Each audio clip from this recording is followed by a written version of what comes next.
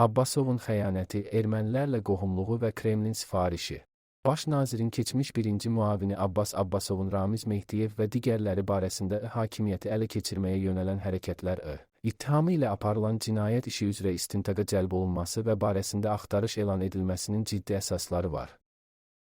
Ölkədə çevriliş etmək cəhdi ifşa olunandan sonra həbs olunan prezident administrasiyasının keçmiş rəhbəri Ramiz Mehdiyevlə bağlı aparılan istintaq 2013-cü il prezident seçkiləri zamanı Rusiyanın Azərbaycana qarşı planlarında yer alan Milli Şuranın fəaliyyətinin araşdırılması zərurətini yaratdı. Nəticədə AHCP sədri Əli Kərimli istintaqa cəlb edildi. Lakin bu prosesdə Abbas Abbasovun da iştirakına dair təksib olunmaz faktlar var.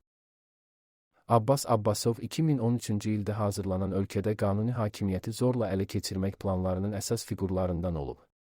O, hələ baş nazirin müavini olanda Rusiyanın müəyyən dairələri ilə sıx əlaqələrə malik idi.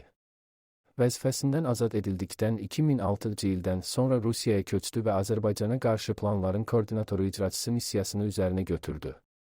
2012-ci ilin 28 sentyabr tarixində Abbas Abbasovun rəhbərliyi ilə Rusiya-Azərbaycan Təşkilatları İttifaqının yaradılması bu prosesin start nöqtəsi oldu.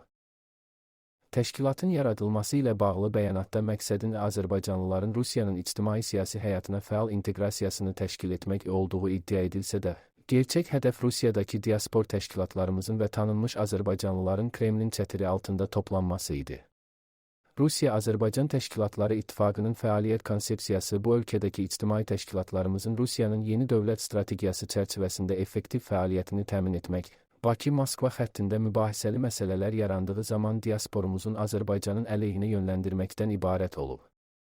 Misal üçün, Qəbələ Rusin çıxarılması, Azərbaycanın neft və qaz ixracının enerji bazarında rolunun artması, eləcə də rəsmi Bakının müstəqil xarici siyasəti, bir sözlə, Moskvanın xoşuna gəlməyən proseslər zamanı Rusiya-Azərbaycan Təşkilatları İttifaqı Abbas Abbasovun rəhbəri ilə bu ölkədəki diasporumuzu təşkilatlandırmaq və Kremlin Azərbaycana qarşı təzyiq siyasətində alətə çevirmək missiyasını icra edirdi. Rusiya gələn ildə müharibəni davam etdirəcək, Zelenski. Rusiya 2026-cı ildə geniş miqyaslı hərbi əməliyyatları davam etdirməyi planlaşdırır.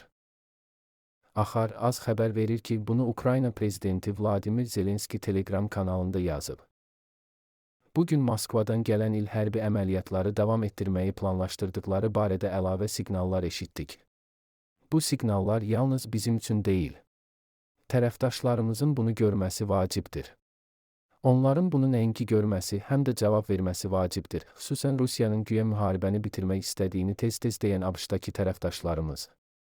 Lakin Rusiya tamamilə fərqli ritorikadan, fərqli siqnallardan istifadə edir və bunlar onların ordusundan gələn rəsmi əmrlərdir, paylaşımda bildirilib.